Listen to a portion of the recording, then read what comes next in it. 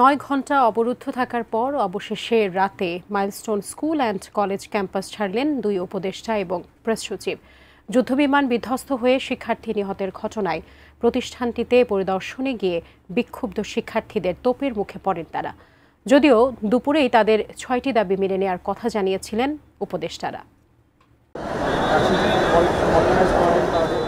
সকাল 10টা থেকে সন্ধ্যা 7:30, 9 ঘন্টারও বেশি সময় ধরে Uttara Diabari milestone school and college ভবনে আটকা পড়েন আইন উপদেষ্টা অধ্যাপক আসিফ নজরুল, শিক্ষা উপদেষ্টা অধ্যাপক সিআর আবরার এবং প্রধান উপদেষ্টার প্রেস সচিব শফিকুল আলম।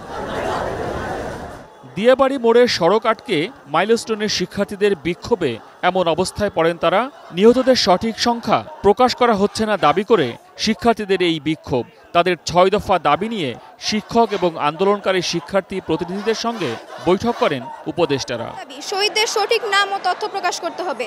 আমাদের দ্বিতীয় দাবি হচ্ছে আহতদের সম্পূর্ণ নির্ভুল তালিকা প্রকাশ করতে হবে। তৃতীয় দাবি হচ্ছে শিক্ষক ও ছাত্রদের, আমাদের ভাইদের উপরে যে সেনাবাহিনী যে হামলা করেছে সেই হামলার আমরা প্রতিবাদ জানাই। নিহত প্রতিটি পরিবারকে বিমান বাহিনীর পক্ষ থেকে অবশ্যই সহযোগিতা করতে হবে। শিক্ষার্থীদের সবগুলো দাবি মেনে নেয়ার ঘোষণা দেন আইন উপদেষ্টা। দুপুরে মাইলস্টোন স্কুলের ভেতরে গণমাধ্যমকে তা তুলে ধরেন তিনি। অবশ্যই জানা হবে, সব দাবি আমরা মেনে নিয়েছি। এখানে কন্ট্রোল রুম স্থাপন করা হবে, ঘন্টায় ঘন্টায় আপনাদেরকে আপডেট জানানো হবে। আপনাদের সাথে যেই বাহিনীরা খারাপ ব্যবহার করেছে সরকারের পক্ষ থেকে আমরা ক্ষমা চাচ্ছি এবং এই ব্যাপারে আমরা উপযুক্ত ব্যবস্থা গ্রহণ করব। তবে দিনভর কোনো কিছুতেই শান্ত করা যায়নি আন্দোলনকারীদের। দফায় দফায় উত্তেজনা ছড়ায় দিয়াবাড়ি গোলচত্বরে, বাড়ানো হয় পুলিশের সংখ্যা। দুপুর 3টার পর অবরুদ্ধ উপদেষ্টাদের নিরাপদে বের করে আনার চেষ্টা করেন তারা। তবে মারমুখী শিক্ষার্থীদের তোপের মুখে আবারও ক্যাম্পাসের ভেতরে অবস্থান নেন উপদেষ্টারা।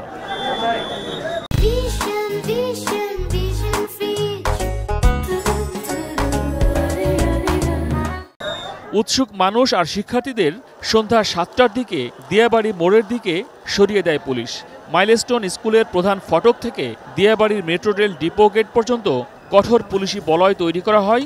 রাত 7:30টার দিকে সেদিক দিয়ে মাইলস্টোন ক্যাম্পাস ছাড়েন উপদেষ্টারা।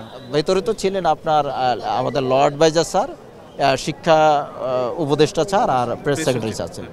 আমরা এই ধৈর্যটা ধরেছি, ধৈর্যটা ধরতে গিয়ে একটু সময় নিয়েছি জাস্ট। এটা কোনো অবরোধের বিষয় না বা কোনো আটকে থাকার বিষয় না। তো আমরা এই ধৈর্যটা ধরে এখন ছাত্রদের সাথে কথা বলে ছাত্রদের সাথে বিষয়টা মীমাংসা করেই সারা নিরাপদে চলে। শিক্ষার্থীদের একটি দল বুধবার সচিবালয়ে আইন ও শিক্ষা উপদেষ্টার সঙ্গে বৈঠক করবেন বলেও পুলিশের পক্ষ থেকে জানানো হয়। মহসিন কবির, এটিএন নিউজ, ঢাকা।